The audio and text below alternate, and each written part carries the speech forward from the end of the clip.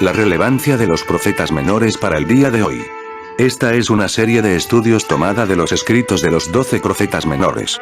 Los profetas fueron personajes que Dios levantó y envió a su pueblo en momentos de crisis y períodos oscuros en la historia de Israel. Su función principal era la de ser portadores de las palabras y mensajes que él quería dar a la nación. Probablemente, alguien se pregunte, ¿qué relevancia tienen estos escritos para el creyente contemporáneo? La respuesta nos la da con mucha certeza el apóstol Pablo en 1 Corintios 10, 11. Y estas cosas les acontecieron como ejemplo y están escritas para amonestación a nosotros, a quienes han alcanzado los fines de los siglos.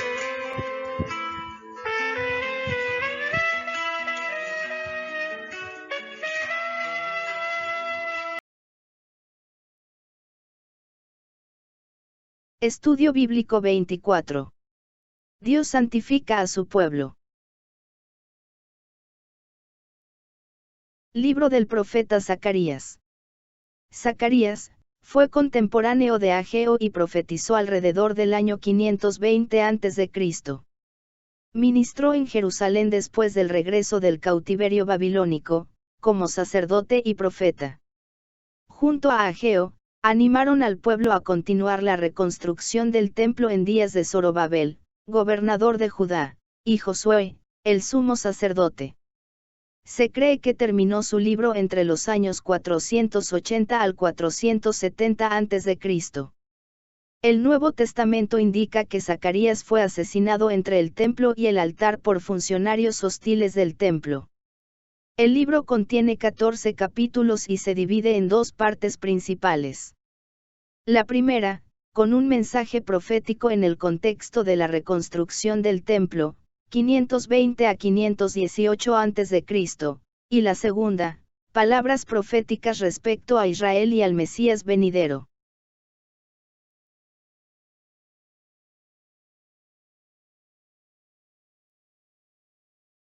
La primera parte contiene 8 visiones, de las cuales estaremos estudiando la cuarta en esta lección.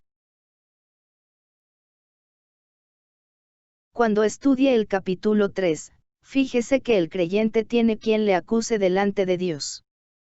Que hemos sido justificados del pecado y quitada la culpa. Y que por medio del nuevo nacimiento nos ha santificado.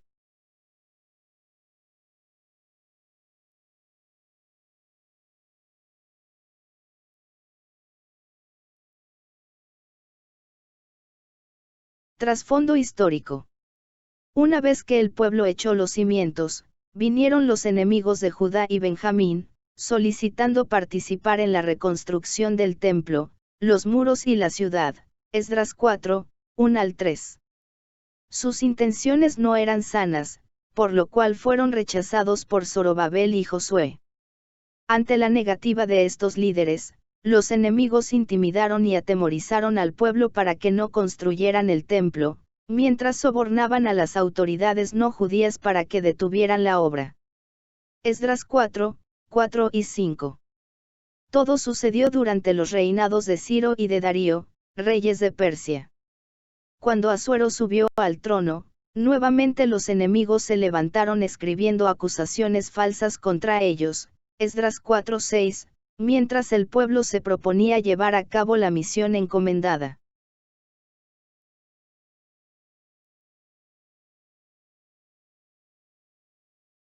Discutamos brevemente las siguientes preguntas. ¿Cómo actuamos ante la presión que nos pone el enemigo?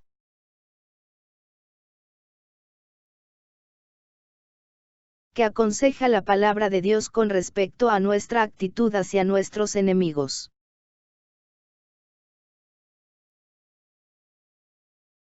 Enumera las armas espirituales, con que contamos, para hacer frente a las fuerzas espirituales de maldad.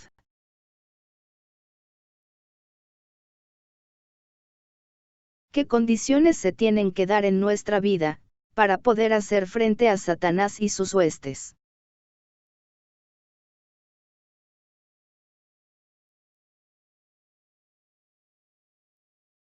Pensamiento central. Quien desee ser usado por Dios necesita ser santificado primero. Cuando Adán y Eva pecaron, se hicieron delantales de hojas de higuera, Génesis 3:7, que representaban los deficientes esfuerzos humanos para lucir bien ante Dios. En lugar de aquellos delantales imperfectos, Dios les hizo túnicas de pieles, que representaban a Cristo como nuestra propiciación por el pecado. Cuando el hijo pródigo regresó al hogar, el padre ordenó que le vistieran con el mejor vestido. Lucas 15:22. El joven aventurero había regresado semicubierto de harapos, símbolo de su desobediencia, pero el padre lo vistió con el mejor vestido, símbolo del perdón que Dios otorga. El apóstol Pablo declara, pues la voluntad de Dios es vuestra santificación. Primera Tesalonicenses 4:3. ¿Hasta dónde usted procura vivir una vida santa? Texto áureo. Mira que he quitado de ti tu pecado, y te he hecho vestir de ropas de gala. Zacarías 3:4b. Consideremos por un momento, la carta a los Efesios, capítulo 4, versos 22 al 24. Esta establece 3 condiciones que deben darse como resultado de la salvación. Estas dependerán de la actitud que asumamos, con respecto a la obra de salvación efectuada por Jesucristo en la cruz del Calvario. La primera establece, que debemos despojarnos del viejo hombre, que está viciado conforme a los deseos engañosos de la carne. La segunda condición requiere un lavamiento, una regeneración de nuestra forma de pensar, renovaos en el espíritu de vuestra mente. Y por último, vestirnos del nuevo hombre, creado por Dios en la justicia y santidad de la verdad. ¿Podrías enumerar las evidencias de ese nuevo revestimiento espiritual en nuestra vida, y que son visibles a los ojos de los demás? Lectura bíblica. Zacarías 3:1 al 8. Zacarías 3:1. Me mostró el sumo sacerdote Josué, el cual estaba delante del ángel de Jehová, y Satanás estaba a su mano derecha para acusarle. El capítulo 3 de Zacarías contiene la cuarta visión del libro. En ella, Zacarías contempla al sumo sacerdote Josué, delante del ángel de Jehová, y Satanás a su mano derecha, acusándole. En ninguno de los libros bíblicos, Esdras, Ageo y Zacarías, encontramos alguna acción incorrecta por parte de Josué, o algún pecado que hubiese cometido. Por lo tanto, las acusaciones de Satanás eran viciosas y sin fundamento. Parece ser que en el Antiguo Testamento, quienes traían acusaciones contra alguien, se paraban a la derecha de quien acusaban. Así lo vemos en el Salmo 109:6, pon sobre él, al impío, y Satanás, esté a su diestra.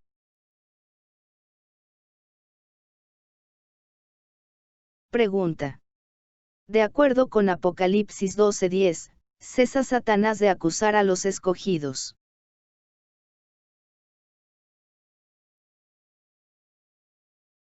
Zacarías 3:2.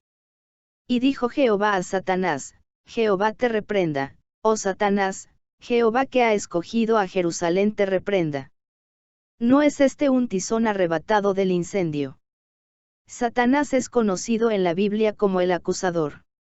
Su nombre en hebreo, Asatán, significa adversario, enemigo, y opositor. Es aquel que imputa delitos. A los creyentes los acusa ante Dios, y a Dios, ante los creyentes. En el jardín del Edén trajo acusaciones en contra de Dios. Esto significa que sus intenciones son desprestigiar a Dios ante los hombres, haciéndoles creer que miente, y les niega el bien que necesitan, así como, intenta desprestigiar a estos ante Dios. Un ejemplo clásico en la Biblia es el caso de Job, quien fue acusado como un interesado, que servía al Señor exclusivamente, por los beneficios que recibía de él. Job 1:9 al 11. En Apocalipsis 12:10 leemos, porque ha sido lanzado fuera el acusador de nuestros hermanos, el que los acusaba delante de nuestro Dios, día y noche. Las acusaciones de Satanás son constantes.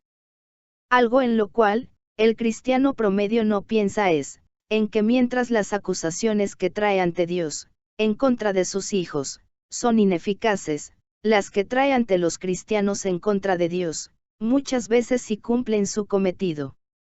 Estas son las acusaciones más peligrosas.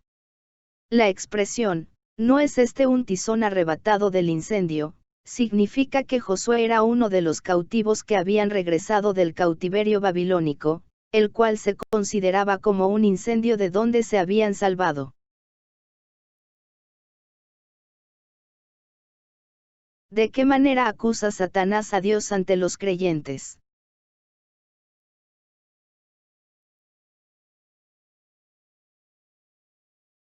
Zacarías 3:3. Y Josué estaba vestido de vestiduras viles, y estaba delante del ángel. ¿Por qué se encontraba el sumo sacerdote vestido de vestiduras viles? En esta visión, Josué representa a toda la nación de Israel, de quien el Señor había dicho, que le sería un reino de sacerdotes. La nación había regresado del exilio, pocos años antes, cautiverio al cual habían sido llevados por su infidelidad a Dios. Sin embargo, no había en ellos la dedicación espiritual que se esperaba. También, las vestiduras viles podrían representar la condición espiritual de los sacerdotes, que ministraban en el altar de los holocaustos, como deja ver Ageo, capítulo 2, versos 10 al 19. El sumo sacerdote representaba la santidad y sacerdocio de Israel. Estos habían sido violados por el pecado general de todo el pueblo, pecado que fue castigado con el exilio. Satanás, entonces, lo que estaba haciendo era acusar a la nación escogida de haberse descalificado como pueblo especial. De esa forma, lo que quería decir era, que los deseos de Dios en ellos, no se habían alcanzado por culpa de la infidelidad. En otras palabras, el pueblo escogido había perdido su peculiaridad, y dejado de servir a Dios. También es importante recordar, que las vestiduras representan en las Escrituras, la condición espiritual de la gente.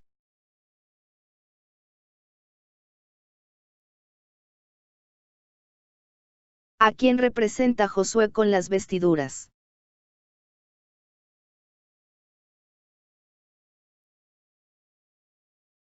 Zacarías 3:4. Y habló el ángel, y mandó a los que estaban delante de él, diciendo, quitadle esas vestiduras viles.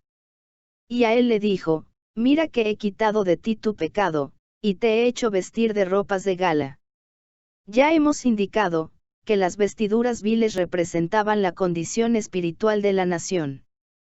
Aquellas vestiduras serían quitadas primero, para después colocárselas de gala. Fácilmente se puede ver que las vestiduras viles representan al hombre viejo, y las ropas de gala, al nuevo. La palabra dice, no mintáis los unos a los otros, habiéndoos despojado del viejo hombre con sus hechos, y revestido del nuevo, el cual conforme a la imagen del que lo creó, se va renovando hasta el conocimiento pleno. Colosenses 3, 9 y 10. La nueva criatura en Cristo no nace hasta que muere el hombre viejo. Para que Dios extienda la partida del nuevo nacimiento, tenemos que mostrarle el certificado de defunción. El fruto del Espíritu no se manifiesta hasta que las obras de la carne han sido eliminadas. Gálatas 5:16 al 24. Antes de que uno desee la leche espiritual, 1 de Pedro 2:2, tiene que desechar toda malicia y todo engaño, 1 de Pedro 2:1. En el despojamiento de las vestiduras, vemos la experiencia de la justificación, por medio de la cual Dios absuelve de toda culpa, perdonando todos los pecados. La persona queda limpia. En la colocación de las ropas de gala, vemos la experiencia de la regeneración o nuevo nacimiento. Por medio del nuevo nacimiento, la vida de Dios es impartida. Esto significa, que no es suficiente la limpieza que Dios produce, sino que además se necesita, su presencia que guarda al creyente para que no se manche de nuevo.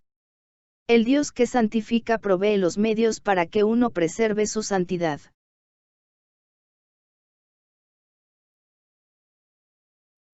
Zacarías 3:5.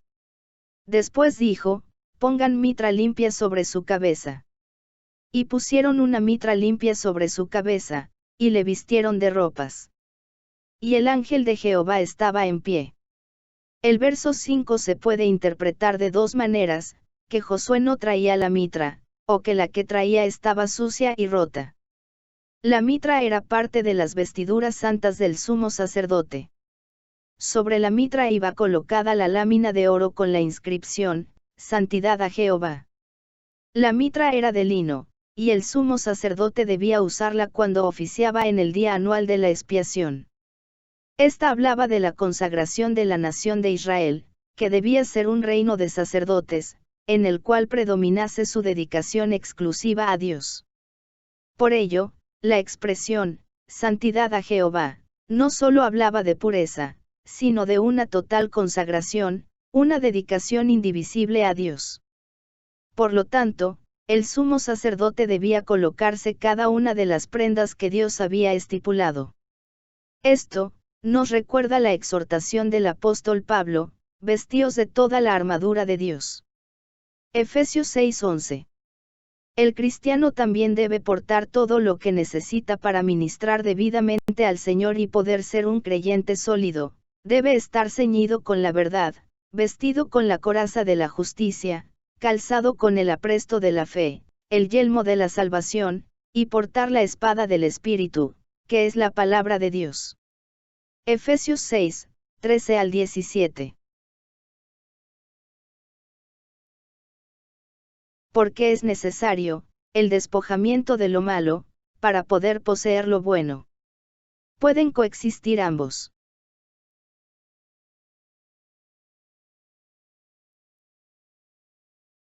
Zacarías 3, 6 al 7. Y el ángel de Jehová amonestó a Josué, diciendo, así dice Jehová de los ejércitos, si anduvieres por mis caminos, y si guardares mi ordenanza, también tú gobernarás mi casa, también guardarás mis atrios, y entre estos que aquí están te daré lugar. Las palabras del ángel en realidad estaban dirigidas a todo el pueblo judío, porque Josué lo representaba. En ellas están comprendidos dos asuntos.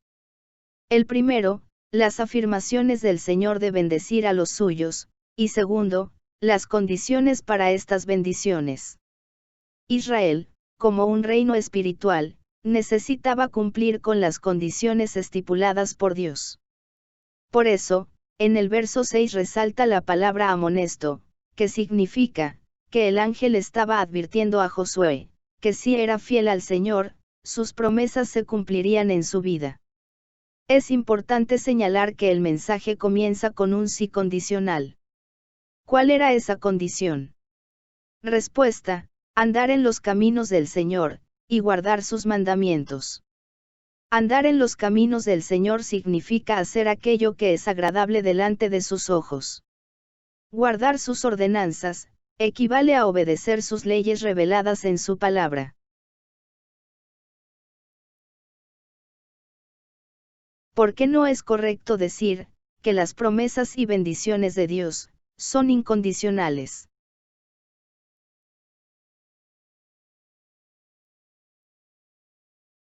Zacarías 3:8. Escucha pues, ahora, Josué sumo sacerdote, tú y tus amigos que se sientan delante de ti, porque son varones simbólicos. He aquí, yo traigo a mi siervo el renuevo.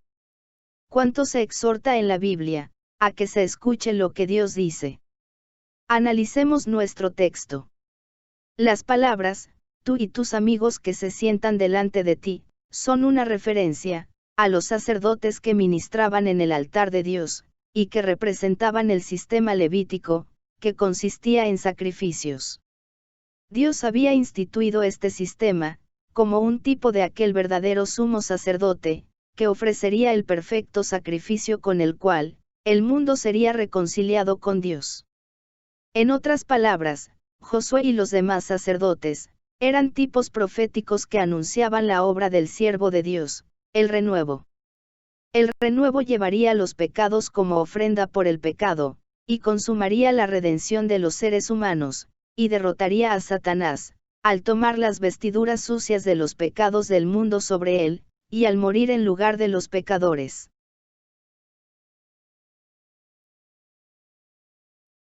¿Por qué a Cristo se le llama renuevo?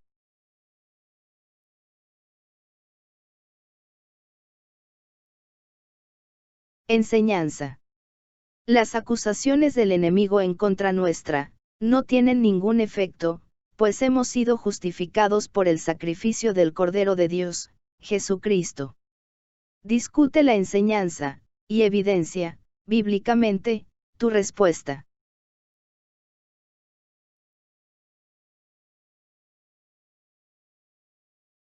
Reflexionemos un instante. No olvides pausar en cada pregunta para su discusión. ¿Cuál es la función de Satanás con respecto al creyente en Jesucristo? ¿Comprendes esta realidad? ¿Qué parte de la Escritura te da certeza de tu salvación? ¿Cuál es la función de Jesucristo, ahora en el cielo con respecto al creyente? Evidencia bíblicamente. ¿Cuán importante es la santidad, según la Biblia?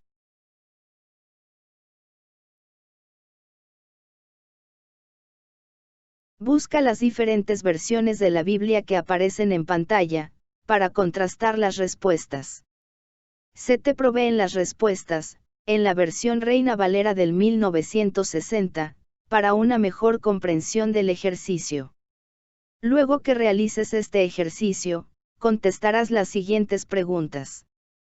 No olvides hacer pausa al video, para realizar el ejercicio. Luego vuelve a reanudar el mismo, para continuar. ¿A qué conclusión llegas, al comparar cada término, con respecto a la pieza en cuestión? Estas traducciones comparadas, aportan mayor claridad a tu comprensión, del uso que le debes dar a cada pieza de la armadura. ¿Cuál es la finalidad de esta armadura?